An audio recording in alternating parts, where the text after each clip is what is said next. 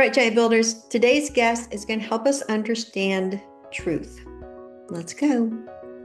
Building spirituality, family, health, and business. This is the Giant Builders with Lois Wyant. Hi, giant builders. Welcome. I'm glad that you're here. Today's guest is Steve Pasin. Hi, Steve. How are you doing? Hi, Lois. How are you? I'm fine. Can you tell our listeners a little bit about yourself and what you do? Well, I'm a 76-year-old retired dentist who is no longer into teeth. I was into teeth, but I developed a passion in my medical practice, dentistry, for mind-body medicine. I had a question that always sat on my mind, and that was, how does a thought become a biological molecule in your body? That's pretty deep. Well, that's the way I was looking at the health histories of the patients that I was treating, because they would fill it out. They would have medical conditions. And I was getting the feeling that those conditions occurred as a result of thoughts. And I also knew that those conditions were ultimately based in biology, the biological molecules that cause the disease. So there must have been a relationship. And that's what I pursued. And I wrote a book about it, and have become, to be honest with you, highly gratified in my research. Oh, well, tell us about your book. The title, and it's a caveat that you must think about when I tell you the words. It's called Taming the Fetal Tyrant, which we all are, and it's ancestral delusional love stories. So every word was chosen, on purpose. Where does the ancestral delusional love stories come from? What are they? How ancestral are they? Why are they delusional? How does that impact on who we are today? And who was the fetal tyrant that made all this occur? So, who is this fetal tyrant? We all are. We all are a fetal tyrant. It's inherent in us. And that is what, you see, what happens is, interestingly enough, the fetal tyrant is a megalomaniac. It is a fetal psychology. And I know there are going to be psychologists who balk at that, but I find that it is a passed down epigenetic trait, because you can't live without being a megalomaniac. Now, what happens in culture is all the different cultures of the planet that ever were, are now, and ever will be, all of them train the fetal tyrant to become acceptable members of their culture. And so they teach them dogmas to do that. And that's how we become what we become. Then we portray what we learned from the culture out into the world, never really understanding that what we were taught by our cultures is ancestral. It comes from the cave. I was amazed when I first realized this, that how many belief systems on the planet come from the cave dwellers that are ancestors of us. We just didn't become born with these ideas. They must have come from somewhere. And I believe they're epigenetic, because they set up biochemicals in your body, for that. So do you think it's like DNA type of things, or just in our genetics in our mind? Well, we modify the genetics with tags. We actually tag the DNA with other chemical bodies, and those chemical bodies attach to the DNA and deform the DNA. That deformation doesn't allow the DNA to produce the chemicals we need for survival, for optimal survival. And so we get sick. That's how we get sick. We create it ourselves by thought. And we don't even realize it, because it is so close to us, we can't see it. So if we know this, can we change it? Absolutely. No sense in writing a book if I can't give you the path out. Listen, if thought created it, and I can prove it. Let's do this. If you think of a lemon right now, a nice ripe yellow juicy lemon, you got it in your mind. Got it. Now bite into it and feel the juice flow in your mouth. Do you feel something? Yeah. It's kind of that is an epigenetic event. Why? It's like the molecules that you are creating. Well, let's say you had a particular misgiving about lemon juice. Could you get sick over it? Yeah, I think so. It's like my Yeah. husband had a bad episode with mushrooms, and so now he's really cautious about eating mushrooms. Uh, did it happen before he had the episode with mushrooms? I mean, that's a stupid question.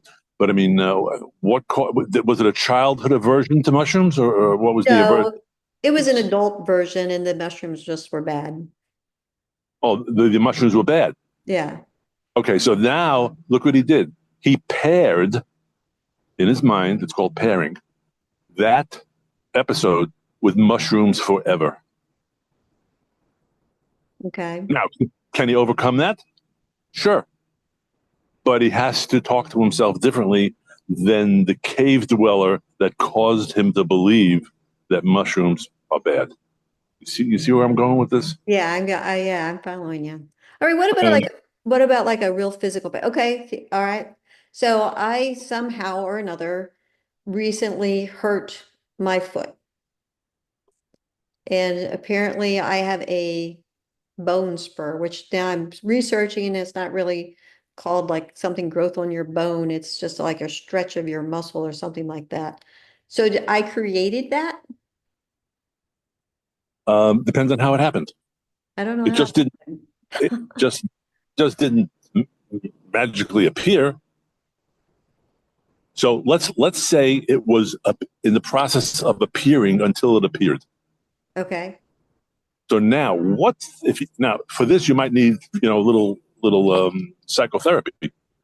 What was it, if you can go back, that was undoubtedly an event that occurred that where you needed personally, psychologically, the need for that bone spur? And so the biochemistry was created for it, and it started. Now, my son, just to give you an idea, Okay. was in high school, was playing basketball, and he could have really done well. He was pretty good. Um, and what happened was he went up for a ball, came down, twisted his ankle, and that was the end of his career. I know that child. I know he was having trouble, becoming as good as he could be. It was self-doubt, Mm. and he needed a real good excuse for it, and he got it. A twisted ankle that he decided, okay, my basketball career is over. You see how subtle this stuff is? Yeah. We walk around bumping into the walls of life, never understanding why we bump. And we'll blame it on something else. Never us. Always something else. They made me do it. You hear that a lot, don't you? We create the illnesses to satisfy our human nature. You ready for the human nature? I'm ready. The human nature is to win, control, dominate, and be right. Say that again. Win, control, dominate, and be right. All right. Win, control, dominate, be right. Oh, okay. Very egotistical, isn't it? Well, if you don't have it, you don't survive. Okay. Because if you don't have it, you lose, you're controlled, you're dominated, and you're wrong. That kind of strategy does not win in life. Only winning, controlling, dominating, and being right does. And you'll notice how it's inherited from all life on the planet, way back to the first cell that needed to survive and be right, so it can feed itself on other things that it needed to eat. And then the whole cascade of eating and killing developed from them to us. And we wonder, how come we're like that? Has it ever occurred to you that you can't survive unless something else dies? Well, I never really thought about it, but yeah, I guess that's I true. know. This is stuff that's hidden in plain sight. Yeah. So this sounds like this is like the frustration these days is that everybody is right. You know, my opinion, my idea, my thoughts are right, so you have to be wrong. So is there any survival in all of this? Absolutely. We've survived this long with it. Now, now the question is how? I don't believe we can get out of the morass unless we understand the morass. So let's say you're in, I've had people who I've explained this to, and they said, I don't want to dominate anybody. Win, control, dominate, and be right. I don't want to dominate anybody. You know how subtle that is? By disagreeing with me, did they not want to dominate my point of view? Oh, yeah. That's a good point. Yeah. Hiding in plain sight. They never saw it until I pointed it out to them. Uh-huh. Now all of a sudden, they're dominators. But you see, the culture doesn't like you to be dominant because, you know, that makes you like a Hitler. Nobody wants to be that. And so we can't dominate. We do it very subtly. Yeah, because they kind of push you in mind of the bully in the park. And why do they bully? To win, control, dominate, and be right? Or to lose, be dominated, be controlled, and be wrong? Well, to win, control, dominate, and be right. That's their Otherwise, otherwise, why bother? But the psychological way of putting this together makes them kind of nuts for being a bully.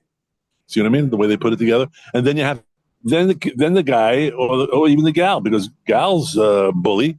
Yeah, girls are pretty tough. Yeah, that's right. And here's the interesting thing about that: what happens to the person who was bullied when they commit suicide? They win in control because now everybody's focused on them, and the bully is the bad guy and the bully, and it's a hell of a price to pay to be right, isn't it? It is. Yeah, it really sucks. Yeah. And yet we do it because we're so righteous. In virtually everything we do, we're righteous. So I still have to tell you the way out. Okay. The problem, like you had mentioned, was, and this is where it would get into giant building, because the person who committed suicide was not building a giant, were they? But the person who was bullying felt that they were becoming a giant because they were dominating somebody, which is why I was attracted to the words of your podcast. See, it's because I know this is all about thought, and you only buy into the bully's point of view when you don't even know what you stand for. So, do you stand for truth or opinion? Very important question. I prefer truth. Yeah, but do you know what it is? Truth. That's going to be the hard part, Lois. All right. What is truth? So truth is something that cannot be debated as being wrong. Like gravity is truth. The sun coming up is truth. For that, I thank you. Excellent. I'm on your side. Okay. So the thing is, I redefined the word truth so that people could use it in everyday life. Because I looked it up in the dictionary. It was dissatisfying what I was reading.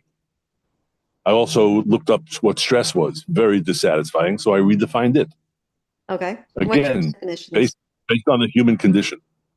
If something is the truth, it must. That's with a capital M-U-S-T. It must be true for every single person on the planet. Where does that put you? Really hard to do.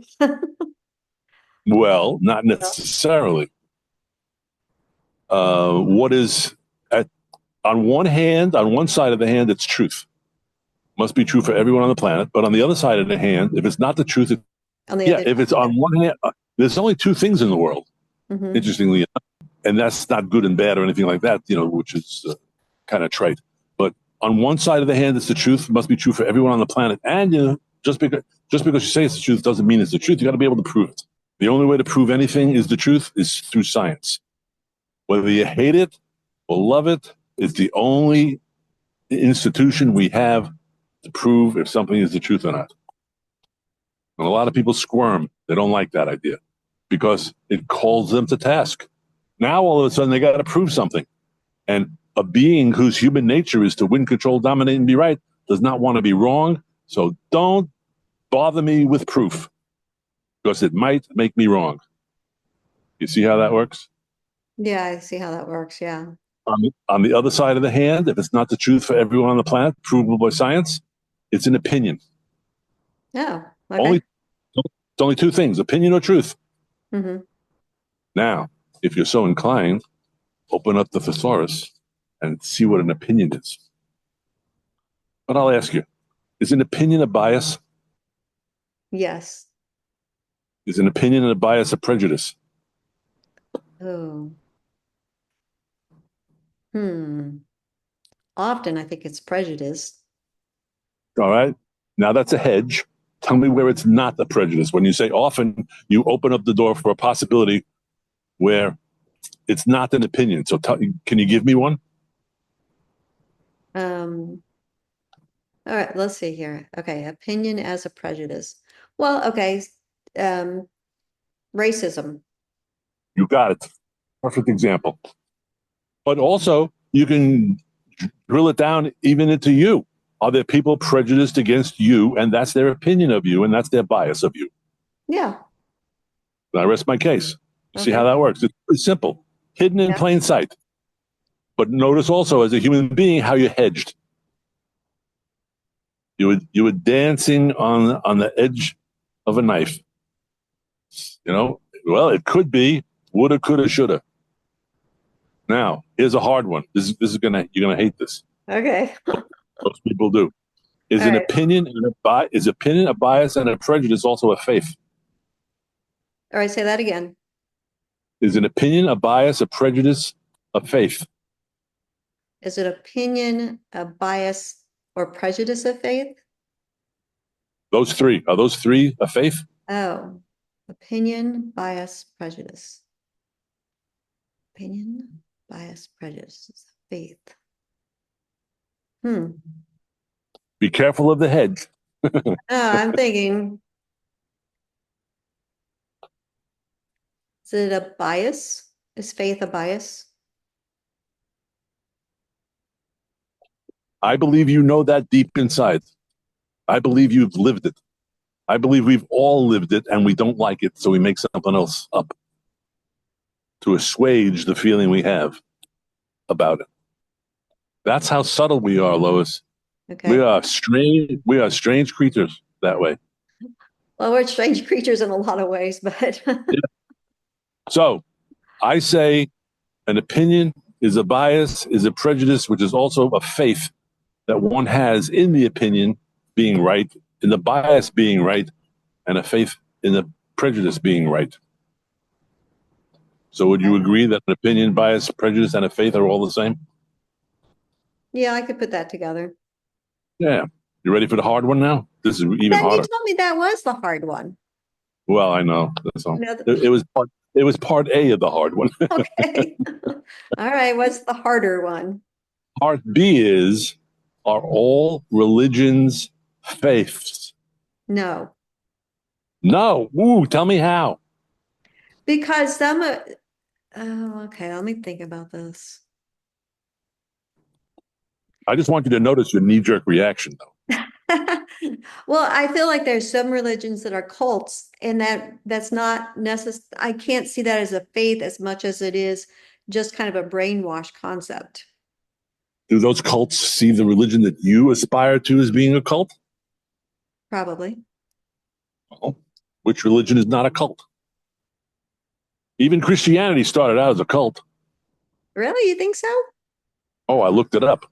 Oh, okay. If you look up the word cult, if I remember correctly, it's some time ago, it has to do with the belief in a figurehead.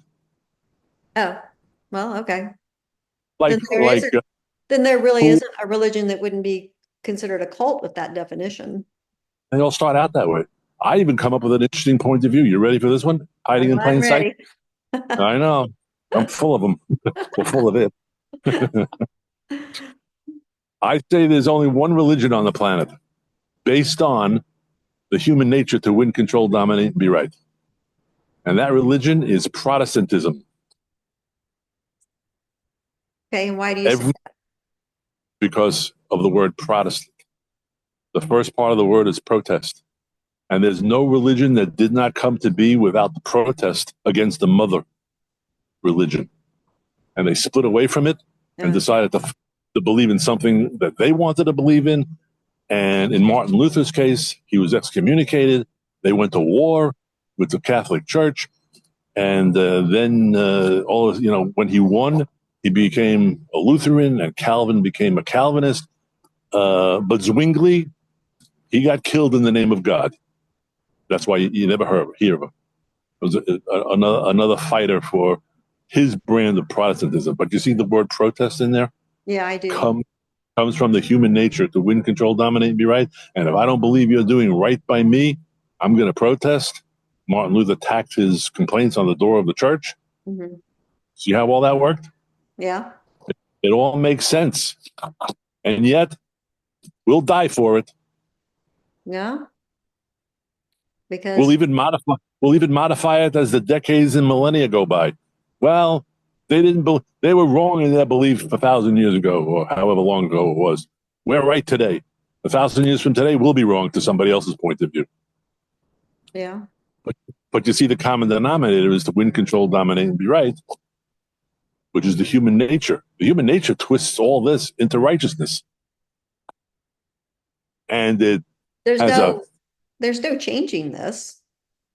Well, no, you can't. But you can embrace truth. And the one sentence that I believe gives people at least the getting off of the high horse that we all are on, that causes us to go to war with each other, is this sentence. Is what you are saying true for everyone on the planet? Because if it's the truth, it has to be. And just because you say it's the truth for everybody or not the truth, you still have to be able to prove that it is or isn't the truth for everyone on the planet. But it'll get you a start to prove if something is the truth for everyone on the planet. All of a sudden, you say to yourself, wow, where am I coming from? And what are you doing to your epigenetics in the belief system? Which ultimately was the question, how does a thought create a biological molecule in the body? Mm-hmm. And all of those beliefs that cannot be proven are creating biological molecules. Now, there's an interesting thing that I again, these were just extrapolations that I made. The relationship between epigenetics and psychological defense mechanisms. Wow. Nobody taught me that. So epigenetics is a mechanism for stasis. It wants to keep the status quo. That's why we hate change, because that change will change the chemistry of our bodies by modifying the DNA. So the DNA will or will not be made allowed to make the chemicals that it's coded for. A psychological defense mechanism defends your point of view, which is what has been established epigenetically before somebody attacked you that you felt you needed to defend yourself from. I don't believe there's any psychologist on the planet who knows this. So I'm curious, do you have to have a college degree to read your book and understand it? My brother thinks so. But I wrote it, hopefully, for people to be able to go through it. Because everything is really explained, I think, from my point of view, as well as I can, which why it might be a little tedious to some degree, because I give examples. When I talk about what is truth, I talk about you don't get to negotiate what truth is. And one of the examples I give is E equals MC squared. You don't get to negotiate that anymore. You might have before Einstein, proved it. But E equals MC squared brought forth the atomic bomb. It is also the mechanism that causes all suns in the universe to burn. because there's an equivalency between mass and energy. Even if you don't know what that is, the equation tells you E equals M, energy equals mass, and how much times the speed of light squared. That's an immense amount of energy. Oh. So is that too hard to understand? No, but I do have a college degree, so. Well, but be that as it may, it's the kind of thing, it's the only thing available to us. You have to be able to realize who you are to change who you are. No, that makes sense. And if you never see it, you can't change. You get stuck in the cement of your life, and that's it. And then ultimately you wind up choosing the hill you die on. I want to believe in this so much that you know, I don't care what anybody says. You hear that a lot. And we go to war. We'll kill each other over our cave beliefs, our delusions that cannot be proven. Well, let's go die for them. I love it. See, I had that experience when Vietnam came around. I'm of that age, and I didn't like it. I didn't want to be drafted, and yet I had to register, and my draft number was 21. Do you know what that meant? That meant I was going. Oh, okay. Because they took all the 365 days of the year, put them into a drum, rolled the drum, and they started to pick dates. And the first 150 or 250, whatever the number was that they needed, because each date represented 10,000 recruits. So you knew that if your number was below 200, you were going. Because at 21, they needed more than 21,000. Or 200, was it 21 times 10,000? Whatever that number is, they needed more than that to fulfill their ranks. So it scared the heck out of me, and I wanted to know why I had to go to war, and that was one of the things, because I was in dental school at the time, and nobody wanted to go. My father was in World War II. He said, it's all about cannon fodder. Soldiers are cannon fodder. And he fought in World War II, and he was wounded. So he understood that better than I. So I wanted to find out what the truth of all this stuff was. And then, so what's happening is you wind up dying for somebody else's politics. I want them to die for my politics. My politics is the truth. You want me to go to war? Prove that the reason is worth dying for. Is it? Is anything, from that point of view worth dying for? Well, that's your hill. That's the one you're going to die on. And remember, all this comes back to the biology for health and disease. Give you a case in point. Do you know anybody in your life, a woman, I suppose, who has had breast cancer? Yes, I have. Or yes, I know. Okay.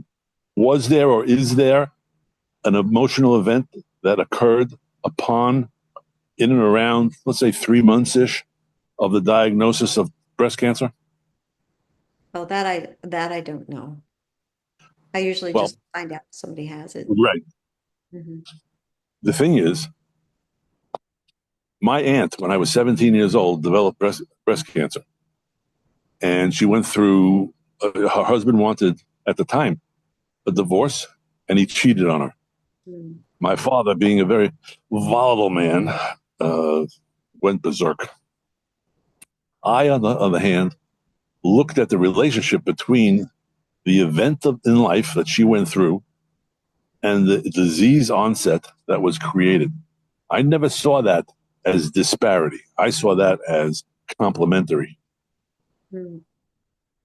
100 years later, I learned what happened through the research, and it's in my book.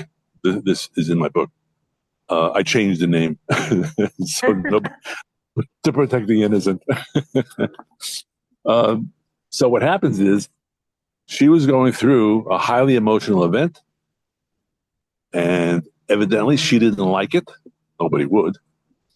And she developed chemistry for the thoughts she was having, just like the chemistry you created for lemon when you felt it in your mouth. Except the chemical was not lemon, she produced a chemical that, you ready for this? Switched off the gene for cancer suppression. Mm. And at the same time, the chemistry allowed for the oncogene, the cancer gene, to metastasize and spread. Okay. All from thought. So our thoughts like, okay, so a thought, does that help or keep us from losing weight or gain or causes us to gain weight? Of course, Okay. absolutely. It's gain weight and losses of physiology controlled by chemistry. Yeah, another case in point. You've heard of metabolic syndrome? Mm-hmm. Okay. You know anything about it? Probably not. Don't know much about it, but I've heard of it. Okay. It's characterized by the tire belly. You know, the belly that looks like a tire around people's waists. Yeah. Okay. So it contributes to heart disease and diabetes. And what the onset of it has to do with hypercortisolism. So you're producing way too much cortisol, which means you're under a lot of stress for something. Oh, by the way, I should at this point tell you, anything that is stressful to you, you consider to be wrong. So wrong equals stress. And you'll notice how that goes right hand in hand with wind control dominating being right. Yeah. When you're under stress, you're not right. You feel wronged. So that cortisol helps to produce also adrenaline, fight, flight. I'm under stress. What am I going to do? And typically, there's nothing to fight with.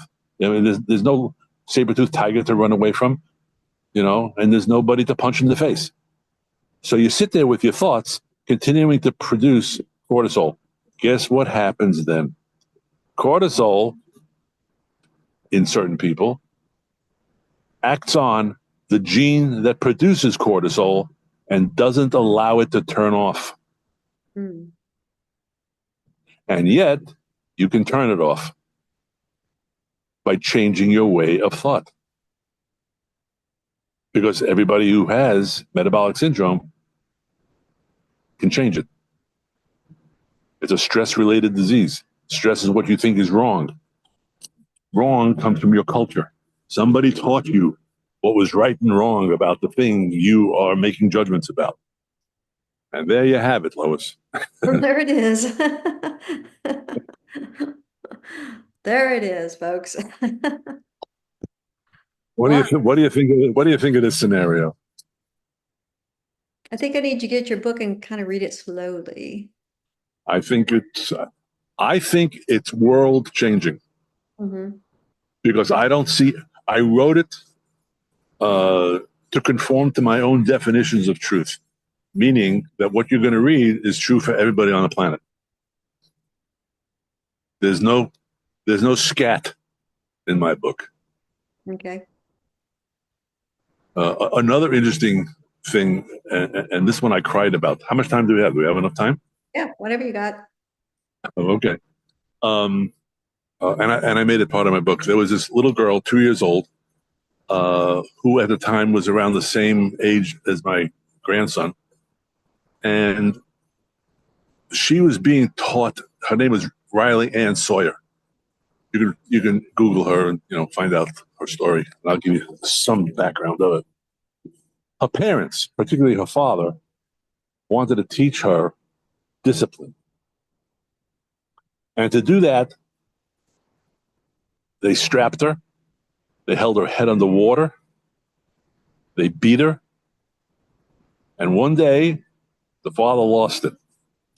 Because the baby, the toddler, the terrible twos, which is also mentioned in the book, wasn't conforming fast enough. So he threw her against the wall and killed her. Now, if you go read the story online, one of the things that was brought out in the trial of the parents was because the mother said that Riley said before she was killed, she said, "Mommy, I love you."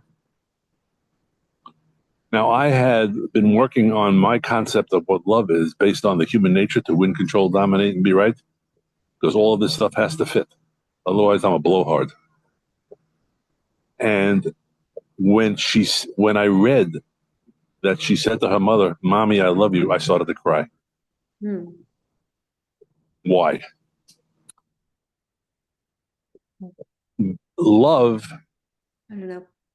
is getting what you want. You will never fall in love with somebody unless you get what you want from them. You'll trade with them for what you want. You'll give them what they want. But unless you get what you want, you break up the relationship. Sound right? Yeah, so somehow Riley was getting what she wanted from her mom. No. She was asking for what she wanted from her mom. Okay. That's what made me cry. Okay. Because at 2 years old, she did not understand what love was. But she knew enough to say, "Mommy, give me what I want," which was stop beating me. Yeah. And when you have an understanding of what the human nature and what love is, I started to cry. I couldn't take it. How dare you kill a child for asking you for what it wants? And, well, how dare you? You have no idea what love is. So, what the heck? I'm only going to love you if you give me what I want. And what I want is for you to be um, disciplined in the way I want you to be disciplined. And if you don't, I'm going to kill you. Yeah. There's an equation. Don't do what I want, I kill you. That's who we are, Lois. Now, I'm not saying you go out and you kill, but hey, you're part of the species that does. Oh, okay. This is too deep for me. No, it's not.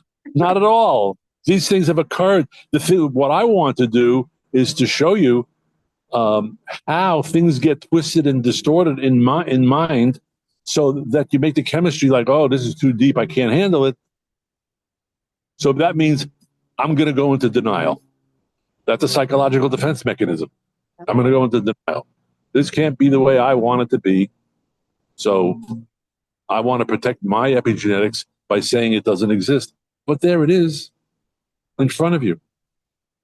And all I'm saying is accept what humanity is. And when it happens, I'm not telling you not to feel bad about it. I felt terrible. But it doesn't mean you have to sacrifice your life and your health over it and wring your hands by saying, woe is humanity. How the heck did we do this? It's all animals do it to survive. We want to win, control, dominate, and be right. We have a neocortex, so we make up things that don't even exist.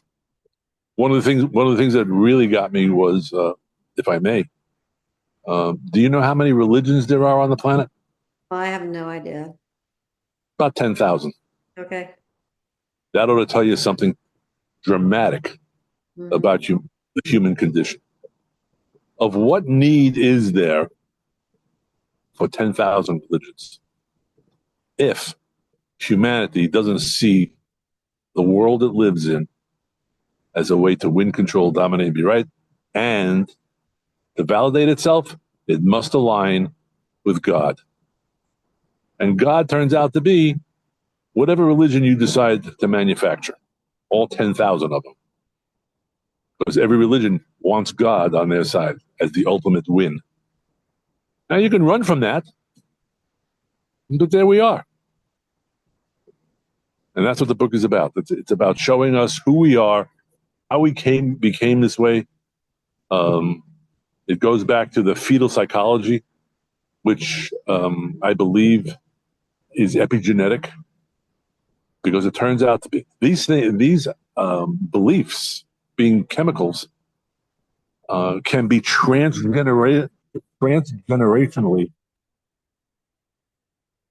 created. So you can pass it down to your descendants. That's been proven. That's not even a conjecture anymore. So you have to say, here you are in the womb. What is being passed down to you from your parents and her parents and her parents and their parents, and back and back, which makes everything so consistent. The win, control, dominate, and be right is the consistency.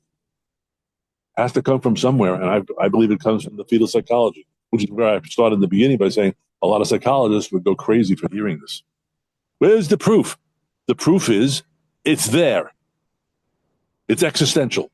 You don't want to see it? You don't have to. Can I prove it? Other than logic, how can I prove it? But you can't prove it's not. Well, any closing thoughts? I love you, Lois. I think I I think I. What do you think? I don't know. I'm doing fine. Is there any closing thought that you have for me? Um, just that we live in a confusing world. Now, I want to get you more relaxed than the concept of confusing. Okay. How about if I ask you another interesting thing I bring out in the book? Is it I hard? ask you, is the what? Is it hard? No, I don't think it's hard. But Okay. see, these are things that I say are hidden in plain sight. Okay. All right, I'm ready. And if you can't see it, you're going to create the chemistry for what you do believe, never understanding that the confusion that you say you have Mhm. is not necessary. So my question to you is the world perfect? Oh no. And what if I can show you that it is? Would that help you? Okay, so maybe, all right. All right, so let me go back here. Okay, is the world itself perfect? Yes. Is the people in the world perfect? No. The world does not care about perfection. It is what it is. It has no consciousness. Okay. See, we want to make up Gaia. So make up Gaia. The planet has a consciousness. You don't know that. You're just making it up. But the humanity is perfect. Was World War II perfect? 50 million people died. Yeah, Was it perfect? I would say no. And I say, given the human nature, it has to be perfect. Hmm. Now, if you drill down again, you say, okay, of all the personalities, the leaders of the countries that went to war had certain belief systems, primarily Hitler, and that was going to stimulate a reaction from other world leaders to go to war with them, and Tojo in Japan, and Mussolini in Italy, and the Allies, Russia, England, France, United States, that kind of stuff. All of those people who led those countries had belief systems that were perfect for the development of World War II. Okay, yeah. Does that make you relax at all? No. Why? Well, because everybody's perfect put together could cause a really huge war. It did. I know it did. That's Why? the reality. Yeah. You don't get that kind of war unless the psychologies of each of the participants Hmm. is perfectly aligned with each other for war. Okay. Does that relax you? I guess the word war in there doesn't help me relax. You married? I am married Do you ever get into an argument with your husband? all the time. Is that a war? No, it's just It's a disagreement. disagreement. On, Yeah. on your level, it's not from country to country. Yeah. It's mattress to mattress. Yeah. But is your and his personality meshed in such a way that you get the perfect outcomes for your disagreements, Yes. such as the World War II? Okay. All right. Do do you feel more relaxed now? Yeah. It's epigenetics what you just experienced. See Okay. what your thoughts have created in your body for a chemistry, whereas before the conversation you had agita, and now you're more calm. That's my goal. All right, listeners, I hope you're all calm now too. So, Who, me? no, the listeners. Oh, I hope so too. Because Yeah. it's for them. It's for them. Mhm. Now, just remember, if they fight, oh, I don't believe it. It can't be so. Okay, I don't mind. Prove it. Prove that you're right and I'm wrong with my examples. And I've gone through 60 plus years of my examples. Mhm. They haven't. Mind body medicine has been a love of mine, you know, since my aunt developed breast cancer. Oh, something else, interestingly enough. At 5 years old, my father punched me in my arm Okay. and he apologized for it that same day. He promised he would never do it again. And the listening of a 5 year old was he would never do it again. 3 weeks later, look how poignant these timelines are for me as a 5 year old. 3 weeks later, he did it again. He held me in his arms the second time. You know what I said? You I told me said, to do it again. no, no, no. I said it to myself. I didn't know I could talk this way to my father. I said to myself, I don't want to be like you. Mm. My father had a type A personality. That's how he got to win, control, dominate, be right. I developed by not wanting to be like him a type B personality. Why is that important? I made a decision, and I had, at 5 years old, had no idea what that meant. 70 years later, Lois, I read of the double-slit experiment in physics. Have you ever heard of it? Mm-mm. Double-slit? They take electrons and they shoot it through two vertical slits. The electron is an electromagnetic field. It's like a light, you know. And further down line of the two slits is another wall which captures a pattern that develops. Now watch how this works. Okay. You shot the electrons through the two double slits. On the other side of the two double slits, particles turned into waves. Mm. That's the particle wave duality that is brought about by, you know, by physics. And how do you know that they turned into waves?